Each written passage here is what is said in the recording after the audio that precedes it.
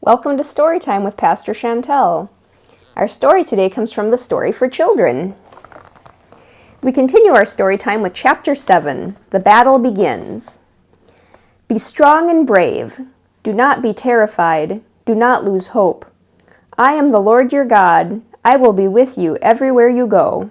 Joshua 1:9. For the next 40 years, God's people wandered around in the wilderness. They needed this time to learn to trust God for everything and to become a strong and mighty nation. The great leader Moses grew very old and brought the people to the edge of the Promised Land once again.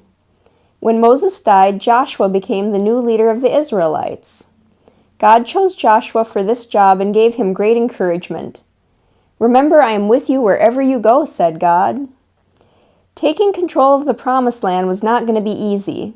There were many cities and armies to conquer, but God's people were ready. They had the strongest weapon on their side, the Almighty God. A win for God's people. Joshua began to think about the battle to come. Jericho, large and sturdy, would be a challenge for most armies. But Joshua wasn't worried. The Lord is on our side, he reminded himself.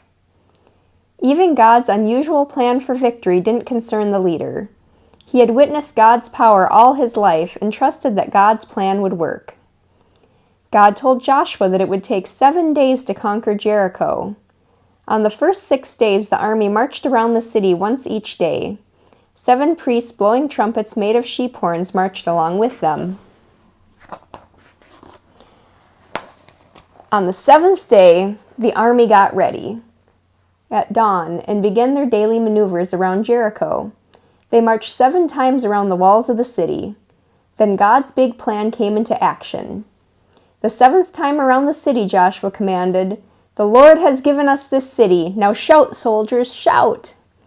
The priests blew their trumpets as hard as they could. The soldiers shouted with all their might. The walls of Jericho shook and came crashing down. Joshua and his army walked right into Jericho and claimed it for the Israelite people, just as God had promised. God's message for us today. Here is the land I promised so long ago.